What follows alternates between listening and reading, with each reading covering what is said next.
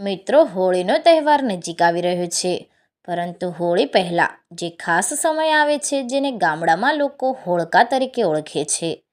હોળકા મતલબ હોળાષ્ટક. પરંતુ શું તમને એ ખબર છે કે આ હોળાષ્ટક છે શું અને તેના શું નિયમો અને મહત્ત્વ છે?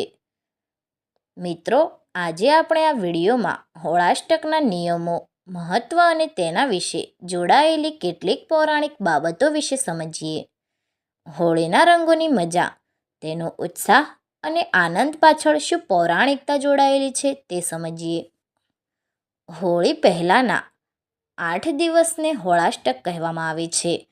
પરંતુ આ 8 દિવસ માટે હોળાષ્ટક કેમ અને તેની પાછળ શું રહસ્ય છે? તેનું કેમ આટલું મહત્ત્વ છે? કેમ હોળાષ્ટક દરમિયાન કોઈ શુભ કે માંગલિક કાર્યો કરવામાં નથી આવતા? આવો જાણીએ.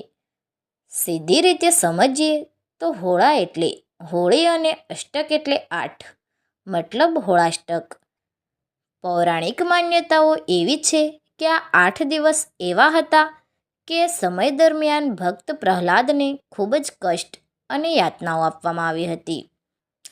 એટલે પૌરાણિક કથા અનુસાર ભક્ત પ્રહલાદને કષ્ટ અને યાતનાઓ પડી હોવાથી આ દિવસો દરમિયાન કોઈ સારા નવા કે શુભ કાર્યો કરવાની મનાઈ છે, એટલે કે અશુભ માનવામાં આવે છે. પરંતુ હા, ભલે આ સમયને શુભ કાર્ય માટે સારો માનવામાં ના આવતો હોય, આધ્યાત્મિક સાધના અને ઈશ્વર ભક્તિ માટે આ સમયને સૌથી વિશેષ માનવામાં આવે છે. ફાગણ મહિનાના શુક્લ પક્ષની 8મથી શરૂ થઈને પૂનમ સુધી, એટલે કે જ્યાં સુધી હોલિકા દહન ના થાય ત્યાં સુધીના સમયને હોળાષ્ટક માનવામાં આવે છે. વર્ષ 2026માં હોળાષ્ટક 24 ફેબ્રુઆરી મંગળવારથી શરૂ થાય છે અને 3 માર્ચને મંગળવારના દિવસે હોલિકા દહન સાથે પૂરું થશે. હવે સવાલ એ છે કે આ સમય દરમિયાન શુભ કાર્યો કરવાની મનાઈ છે, તો પછી આ સમયનો સદુપયોગ કેવી રીતે કરવો? તો આ સમય દરમિયાન ભગવાનના નામનું રટણ કરવા સહિત સારા ધાર્મિક પુસ્તકોનું વાંચન કરવું અને દાન પુણ્ય જેવી બાબતો દ્વારા આપણે આપણા મનને શુદ્ધ અને શાંત રાખવું. હવે એ જોઈએ કે આ સમય દરમિયાન એવી કઈ પ્રવૃત્તિઓ છે કે જે કરવી જોઈએ અને ના કરવી જોઈએ.